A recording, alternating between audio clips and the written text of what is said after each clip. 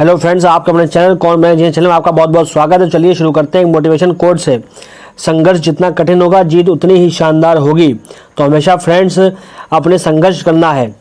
तो हमेशा फ्रेंड्स आपको संघर्ष करना है, मेहनत करनी है, क्योंकि जितनी आप मेहनत करेंगे उतनी ही लाइफ में आपको सफलता ज़रूर मिलेगी। तो चलिए इसी उम्मीद के साथ शुरू करते हैं। क्वेश्चन नंबर 1, अखिल भारतीय आयुर्विज्ञान संस्थान एम्स नई दिल्ली के नए निदेशक कौन बने हैं? Options A doctor M Srinivas, B doctor Ramesh Ranganathan, C doctor Debashish Mohanty, D doctor Rajiv Bahl. आपका सही जवाब हो जाएगा option A doctor M Srinivas. अब जान लेते हैं इसके बारे में कुछ importants point. Doctor M Srinivas अखिल भारतीय आयुर्विज्ञान संस्थान एम्स नई दिल्ली के महानिदेशक बने हैं। इन्होंने डॉक्टर रणदीप गुलेरिया का स्थान लिया है। अब एम्स की बात हो रही तो एम्स के बारे में कुछ जान लेते हैं। एम्स यानी इसकी फुल फॉर्म होती है all India institutes of medical science, यानी अखिल भारतीय आयुर्विज्ञान संस्थान। और इसकी स्थापना कब हुई थी? इसकी स्थापना 1956 में हुई थी और इसका मुख्यालय नई दिल्ली में है। अगला सवाल क्वेश्चन नंबर 2, इटली की पहली महिला प्रधानमंत्री कौन बनेंगी? Options A Katalin Novak, B Samia Suluhu Hassan, या C Giorgia Meloni, D Magdalena Andersson. आपका सही जवाब हो जाएगा ऑप्शन सी जॉर्जिया मेलोनी। अब जान लेते हैं इसके बारे में कुछ इंपॉर्टेंट्स पॉइंट। इटली में हुए आम चुनाव में ब्रदर्स ऑफ इटली पार्टी को सबसे ज़्यादा 43.8% वोट मिले हैं। इस पार्टी की नेता जॉर्जिया मेलोनी है, जो इटली की पहली महिला प्रधानमंत्री बनने जा रही हैं। अगला सवाल question number 3, mini Ratna company RailTel corporation of India limited के नए अध्यक्ष और प्रबंध निदेशक सीएमडी कौन बने हैं? Options A Sanjay Kumar, B Ikdeep Singh, C Sanjeev Mehta, या डी श्रीनिवास रॉय। आपका सही जवाब हो जाएगा ऑप्शन ए संजय कुमार। अब जान लेते हैं इसके बारे में कुछ इंपॉर्टेंट्स पॉइंट।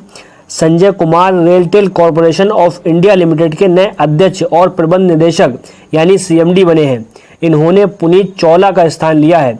रेलटेल यानी RailTel corporation of India limited भारतीय रेल मंत्रालय के स्वामित्व में है और इसकी स्थापना सितंबर 2000 में हुई थी और इसका मुख्यालय गुरुग्राम हरियाणा में है। अगला सवाल क्वेश्चन नंबर 4, हाल ही में विश्व नदी दिवस कब मनाया गया है? ऑप्शंस ए 24 सितंबर, बी 25 सितंबर, सी 26 सितंबर, या डी 27 सितंबर को। आपका सही जवाब हो जाएगा ऑप्शन बी 25 सितंबर। अब जान लेते हैं इसके बारे में कुछ इंपॉर्टेंट्स पॉइंट। विश्व नदी दिवस यानी वर्ल्ड राइवर डे हर साल सितंबर महीने के चौथे रविवार को मनाया जाता है, जो इस साल 25 सितंबर को मनाया गया है। इस दिवस की शुरुआत 2005 में हुई थी। उसी साल पहला विश्व नदी दिवस मनाया गया था और तभी से आज तक हर साल मनाया जाता है। इस साल 18वां विश्व नदी दिवस मनाया गया है। नदियों के बारे में जन जागरूकता बढ़ाने के लिए और उनके संरक्षण पर ध्यान देने के लिए इस दिवस को मनाया जाता है। अगला सवाल क्वेश्चन नंबर 5, हाल ही में बतुकम्मा पुष्प उत्सव कहाँ मनाया गया? Options A Tamil Nadu, B Telangana, C Kerala, या डी मणिपुर। आपका सही जवाब हो जाएगा ऑप्शन बी तेलंगाना। अब जान लेते हैं इसके बारे में कुछ इंपॉर्टेंट्स पॉइंट। बथुकम्मा महोत्सव तेलंगाना का एक राजकीय त्यौहार है, जहां महिलाएं बथुकम्मा नामक फूलों के बड़े ढेर बनाकर प्रकृति का सम्मान करती हैं और बथुकम्मा का अर्थ है जीवन की देवी।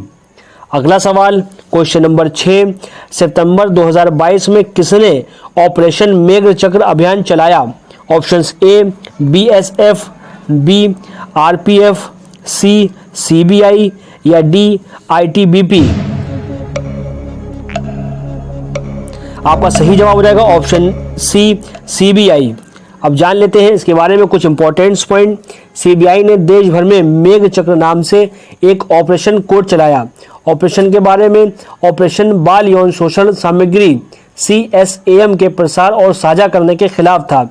यह बच्चों को शामिल करने वाली यौन व आपत्तिजनक सामग्री वाली फोटोज या वीडियो को रखने, देखने, साझा करने और बनाने के लिए संदर्भित करता है। अगला सवाल क्वेश्चन नंबर 7, हाल ही में किसे पहली बार महारानी एलिजाबेथ द्वितीय वुमेन ऑफ द ईयर पुरस्कार के लिए चुना गया?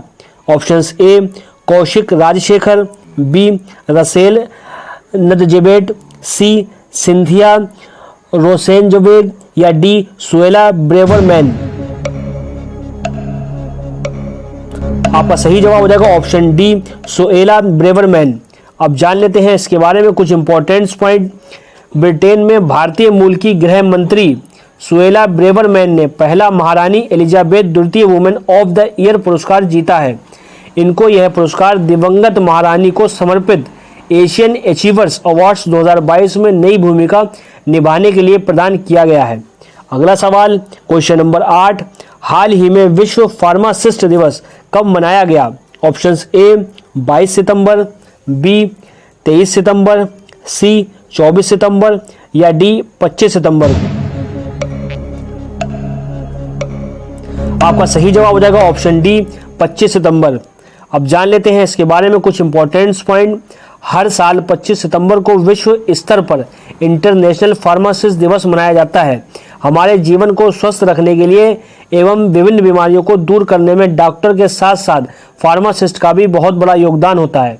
फार्मासिस्ट को केमिस्ट भी कहा जाता है। यह ऐसे लोग हैं जिन्हें दवाई के बारे में पूरी जानकारी होती है और अंतर्राष्ट्रीय स्तर पर हर साल 25 सितंबर को इंटरनेशनल फार्मास्यूटिकल फेडरेशन के नेतृत्व में विश्व फार्मासिस्ट दिवस मनाया जाता है। अगला सवाल क्वेश्चन नंबर 9, भारतीय समाचार पत्र एजेंसी के नए अध्यक्ष कौन बने हैं? Options A T S. Radhakrishna, B K Raja प्रसाद रेड्डी, सी विनोद जी खंडारे या डी जी अशोक कुमार। आपका सही जवाब हो जाएगा ऑप्शन बी के राजा प्रसाद रेड्डी। अब जान लेते हैं इसके बारे में कुछ इंपॉर्टेंट पॉइंट। के राजा प्रसाद रेड्डी भारतीय समाचार पत्र एजेंसी के नए अध्यक्ष चुने गए। इन्होंने मोहित जैन का स्थान लिया है और भारतीय समाचार पत्र एजेंसी प्रेस ऑफ इंडिया के केंद्रीय संगठन के रूप में कार्य करता है और इसकी स्थापना 27 फरवरी 1939 को हुई और इसका मुख्यालय नई दिल्ली में है। अगला सवाल क्वेश्चन नंबर 10, दादा साहेब फाल्के पुरस्कार 2022 से किस अभिनेत्री को सम्मानित किया जाएगा? Options A Asha Bhosle, B Poonam Dhillon, C Hema Malini या डी आशा पारेख। आपका सही जवाब हो जाएगा ऑप्शन डी आशा पारेख। अब जान लेते हैं इसके बारे में कुछ इंपॉर्टेंट पॉइंट। दिग्गज अभिनेत्री आशा पारेख को वर्ष 2020 के लिए 52वें दादा साहेब फाल्के पुरस्कार से सम्मानित किया जाएगा। आशा पारेख एक प्रसिद्ध फिल्म अभिनेत्री, निर्देशक और निर्माता और एक कुशल भारतीय शास्त्रीय नृत्यांगना हैं। आशा करता हूं कि आपको हमारी वीडियो पसंद आई होगी। वीडियो पसंद आई हो तो इसको लाइक करें, अपने फ्रेंड्स एंड फैमिली में वीडियो को शेयर करें और चैनल पर नए हैं चैनल को आज सब्सक्राइब करें और बेल आइकन का बटन दबाना ना भूलिएगा। जय हिंद, जय भारत।